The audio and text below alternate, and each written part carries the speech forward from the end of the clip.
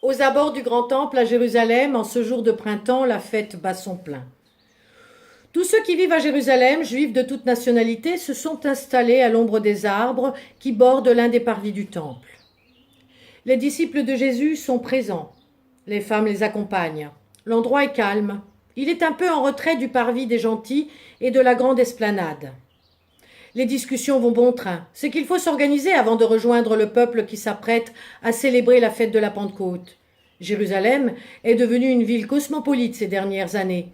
Toutes les langues du pourtour méditerranéen y sont parlées. Le peuple et les disciples se sont installés par groupe et chacun parle dans sa langue. Il faut, afin que la fête se déroule bien et que chacun puisse comprendre, désigner deux personnes afin que les prières et les différentes interventions durant la fête religieuse puissent être traduites et que chacun puisse comprendre. C'est que cela pose problème parce qu'il va être difficile de discerner les bonnes personnes sans créer de conflits ou de jalousie. Les 12, eux, n'ont pas de problème parce qu'ils parlent simplement la langue du pays. Tout le monde s'est assis ensemble. Ils attendent que l'organisation soit terminée pour rejoindre avec le peuple le parvis principal.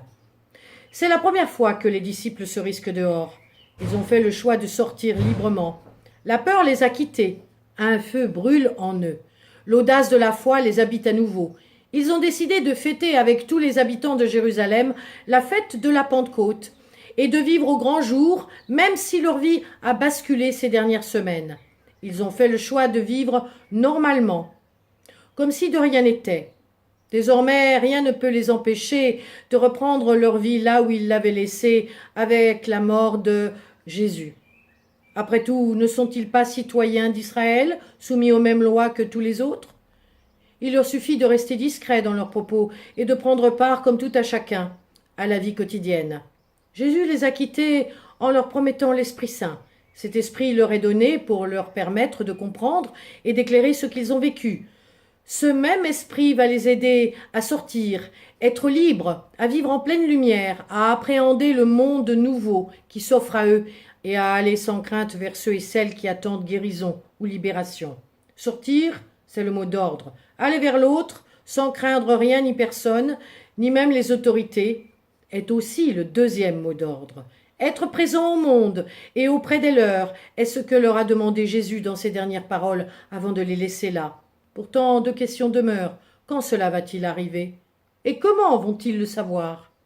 Quand chaque groupe a enfin choisi ses interprètes, les 12 et les Juifs d'origine étrangère venus pour la circonstance se lèvent et se mettent en route vers le parvis du temple. À cet instant précis, un grand bruit se fait entendre et un vent violent balaye la place où ils se tiennent. Jude, qui veut entrer le premier sur l'esplanade, bouscule sans le faire exprès un homme vêtu d'un cafetan bleu sombre et d'un âge respectable. Sans doute un rabbin ou un homme de loi. Jude se retourne pour s'excuser et s'exprime, comme par magie, dans une langue qu'il ne connaît pas, mais il ne le réalise pas. Pendant ce temps, les autres disciples ont eux aussi entendu le vent violent et vu les petites flamèches de feu se poser au-dessus de leur tête. Et vous, faites attention, vous mettez les pieds, vous me faites mal, lance l'homme à la longue barbe grisonnante. Pardon, Rabbi, je ne l'ai pas fait exprès. Je voulais juste voir comment nous pourrions nous installer sur le parvis. Excusez-moi, Rabbi, je n'avais pas l'intention de vous faire mal. Je suis désolé, absolument désolé, lance Jude à l'homme d'une voix claire et dans la langue de ce dernier. Jeune homme, impertinent, laissez-nous aller et cessez de vouloir faire les choses à notre place. Nous connaissons l'endroit et nous allons très bien nous débrouiller sans vous. Pour ma part, je connais très bien cet endroit, parce que j'y viens chaque année et depuis ma jeunesse. Mais dites-moi, vous êtes un Galiléen, non? Demande le rabbin. À quoi veillez-vous cela? Demande Jude surpris.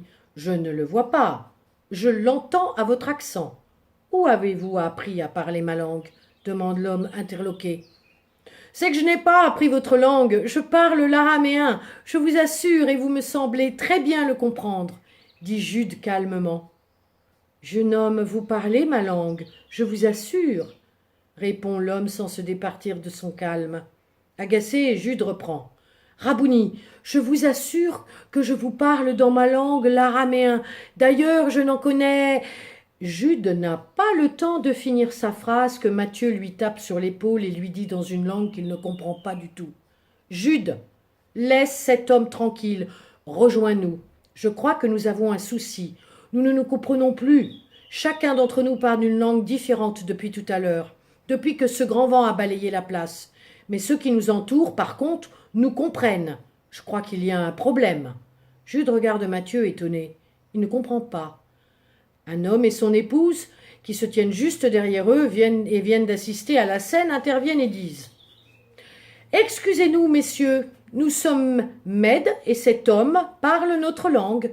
Il vient de nous dire que vos amis parlent tous depuis peu un langage qui n'est pas le leur et qu'ils sont empêchés pour l'instant de se comprendre. Mais, vous savez, c'est nous qui les comprenons. »« J'ai une question, demande un autre en grec.